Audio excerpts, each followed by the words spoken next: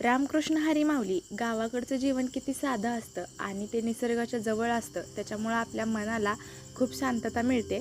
मी माझ्या शेतात गेले होते आणि तिथं गेल्यावर बघा, माझ्या पप्पांनी आमच्या घासाला पाणी सोडलं होतं आणि झाडाखालनं ते पाणी बघा झुळझुळ वाहत होतं आणि त्याच्यावर छान असं ऊन पडलं होतं. त्याच्यामुळे ते पाणी असं हिऱ्यासारखं चमकताना दिसतंय बघा. आपल्या शेतातली मोटर चालू केलेली असते आणि असं दंडाने व्हायला लागलेलं पाणी बघायला खरंच खूप छान वाटतं. सकाळ सकाळचं ते सुंदर वातावरण, पक्ष्यांचा गोड आवाज, या सगळ्यात असं शेतात येऊन फिरायला खरंच खूप मन शांत होतं. किती हिरवंगार शेत आहे बघा माझं. छान फळांची देखील झाडं आहेत आमच्या शेतामध्ये. हे बघा, हे चिक्कूचं झाड आहे, सीताफळ आहे, पेरू आहे, नारळ आहे, आंबा आहे. आपल्या शेतातली फळं खाण्यात एक वेगळीच मज्जा असते. आजच्या शहराच्या धावपळीमध्ये माणूस स्वतःला हरवून जातो, पण गावाकडच्या शेतीत आल्यावर मन एकदम ताजंतवानं होतं. हिरव्या पिकांवरून वाहणारा वारा, मातीत पडलेल्या सूर्याचं सुंदर दृश्य, हे सगळं पाहून मन अगदी प्रसन्न होतं. आपलं शेत म्हणजे एक मेहनत नाही, तर ती एक भावना आहे. आपलं निसर्गाशी जोडलेलं एक नातं आहे. आपल्या शेतात गेल्यावर जी शांतता मिळते ना, ती कुठेच मिळत नाही. पक्ष्यांचा मंजूळ आवाज, मातीचा सुगंध, निसर्गाचं सौंदर्य, हे सगळं आपल्या आयुष्याला एक वेगळीच ऊर्जा देतं. गावाकडच्या जीवनात एक वेगळाच आनंद असतो. मनमोकळेपणाने असलेले लोक आणि आपला सुंदर निसर्ग, या सगळ्यातच मन आपलं रमून जातं. आणि आमच्या बांधाला जी झाडे आहेत, त्या झाडांची सावली खूप छान पडली होती बघा.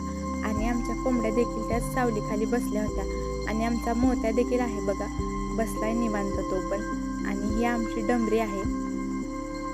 प्राण्यांसोबत वेळ घालवणं आणि त्यांना जीव लावणं, यात देखील वेगळी शांतता मिळते. आणि आमच्या शेतातलं वातावरण तसंच आहे बघा. छोटी छोटी आमच्या गायींची पिल्लं आहेत, कोंबड्या आहेत. त्यामुळे शेतातला वेळ कसा जातो ते समजतच नाही. आणि बाकीच्या टायमामध्ये तर पेरूच्या बागेतलं काम असो, डाळिंबीच्या बागेतलं काम असो, त्यात पण निम्मा वेळ निघून जातो. झाडाची सावली खूप दाट पडली होती आणि आमचा मोत्या तिथं बसलेला आहे बघा.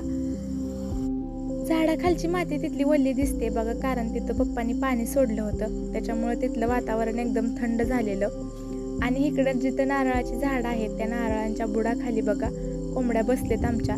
तिथं पण दाट सावली असते. कोंबड्यांच्या खुरड्याजवळच पप्पांनी पाणी भरून ठेवलेलं असतं आणि तिथं वातावरण देखील खूप थंड असतं. त्याच्यामुळं कोंबड्या त्या झाडाखालून हालतच नाही त्या. आणि ही तर काय आमची पेरूची बाग आहे आणि मोठी देखील झाली बघा पेरूची बाग. सध्याला जी ही पेरूची रोपं दिसत आहेत ती 2 महिन्याची आहेत बघा. आणि आमच्या शेतातला मावळता सूर्य पण कसा दिसतोय बघा. एकदम शांत वातावरण आहे. आणि मी पेरूच्या बागेत आले होते. अशा वातावरणामुळं मन अगदी प्रसन्न झालं होतं. थंड वारा सुटला होता आणि वाऱ्यासोबत नारळाची झाडं ती कशी डोलत आहेत बघा. दिवस मावळायला चालला होता, त्याच्यामुळं आभाळ आल्यासारखं, पावसाचं वातावरण झाल्यासारखं असं वाटत होतं. पण आभाळ आलं नव्हतं. आकाशात हलकासा गुलाबी रंग पसरत होता, कारण की दिवस मावळला होता. आणि त्यात ही आमची छान पेरूची बाग. वाऱ्यासोबत आमच्या पेरूची झाडं देखील किती छान डोलतायत बघा. असा शेतातला प्रत्येक क्षण अनुभवायला एक वेगळीच मजा येते. आणि आपलं स्वतःचं शेत आहे म्हटल्यावर अजूनच मज्जा येणार. आमचा शुका आहे बघा.